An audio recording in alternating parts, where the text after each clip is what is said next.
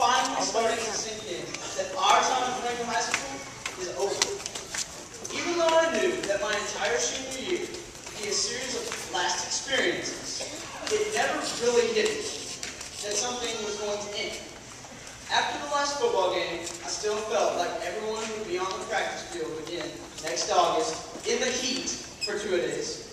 After the last FFA game, I still felt like next year I would again don the blue and gold. But on the last day of school, when I realized that I would not be making the drive to school the following day for classes and the customary Thursday sword burger, that was when it finally hit me. And here we are now, all poised to walk across the stage in our dark green graduation gowns, ready to shift our tassels over to the left side. I find myself thinking back over the past 4 years of high school that have culminated in this moment. The classes, the time spent with friends, memories from homecoming, safety, prom, and what it felt like to pull on our uniforms, whether it was for sports, band, cheerleading, dance, twirling, or FFA. Please join me now as I take a brief stroll, well, more like a Kate Barnett-paced walk down memory lane. High school has been all about taking a small dose of bad with a heavy dose of good. There have been the dark days of tax, ACT, and SAT testing, weight training, and summer reading.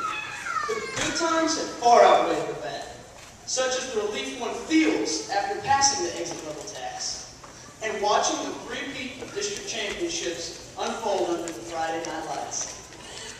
As freshmen, we had no idea what we'd be facing, but I am positive that we were not prepared for our 4 years of high school to include learning how to tango, seeing our principal dressed up as a pickle, or seeing Mrs. Patton with her 3-foot fro and mullet wigs and her lawyer impersonation.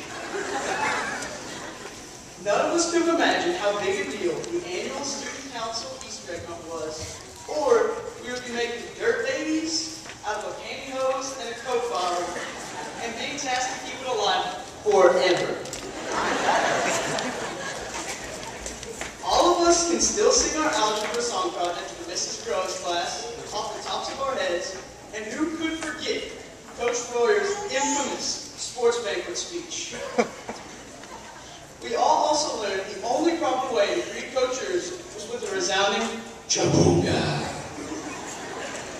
We can definitely say our teachers are the brightest crowns in the box after seeing them dressed up as crowns this year for Halloween.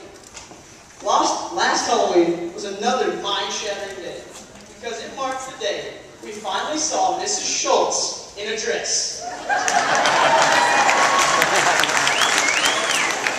A Snow White dress, to be exact. And no student will forget Mrs. Hughes, the woman who has helped us survive through all these years, steal the show with her rendition of Pants on the Ground.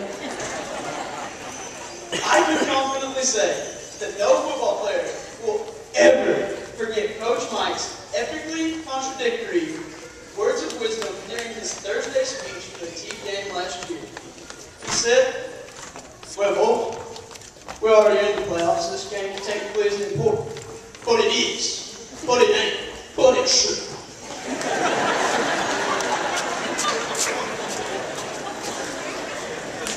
Ironically, after the initial minute of confusion, we all understood exactly what he meant. The funny thing about being a senior is that so many things seem to stand on their head.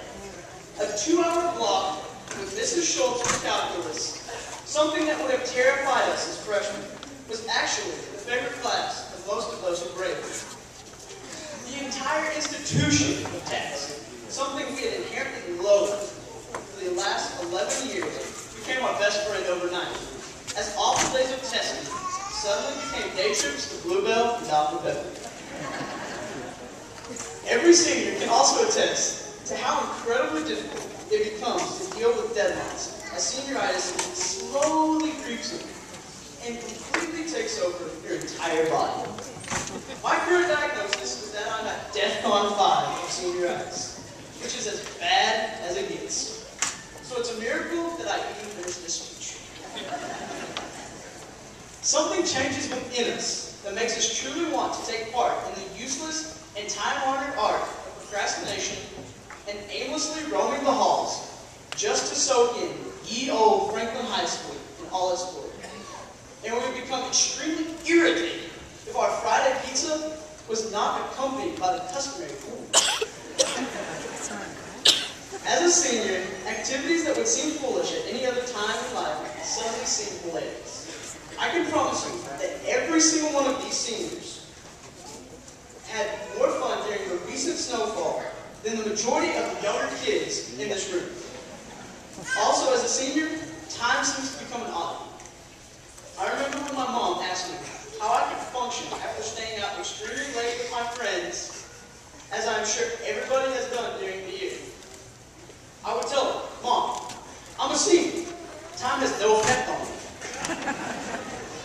However, I couldn't have been further from the truth. The reason it was so important to stay out and take advantage of every minute was because time did matter. We had realized that our time together was limited. I understand that right now will most certainly be the last time we are all together.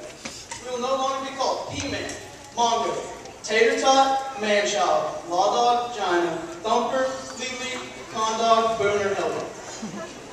So take a look at the classmates around you and think of a memory you shared with them. Cherish that memory, because as time passes, that is all we will have. We have spent many great times together in both the old and new high schools, and I charge everyone with not forgetting those moments. At the same time, though, I would also like to challenge everybody for the task of not allowing these last 4 years to be the best years of your life. We're only 18 years old. We still have a lot of living left to do. So let me leave you with 4 short pieces of advice as we all move on in the world that we have passed. First, make sure to live life with no regrets. Life is far too short to waste by second-guessing yourself. Always contemplate the fact that all men die, but not all men truly live. Make sure you are one of the men or women who truly lives life. Second, leave behind all your mistakes and failures of the last 4 years when you walk across this stage. This is your only opportunity to start over in life among people who do not already know your entire life story when they shook your hand. As you leave behind those failures, I caution everybody to not forget the valuable lessons that they learned from those experiences. Third, as Mr. Code tells us physics students, don't allow people to lead you down the rosy path of destruction. You will encounter people in your life who will only wish you the world. And my advice to you is to not allow those people to drag you down. If she wondered what I said, I did finally, make it your objective to always be true to yourself. Because we all must realize the words of Harry Upchurch's poem. For it isn't your mother, your father, or mother, or wife, whose judgment upon you will pass. The fellow whose verdict counts the most in your life is the one staring back in your eyes.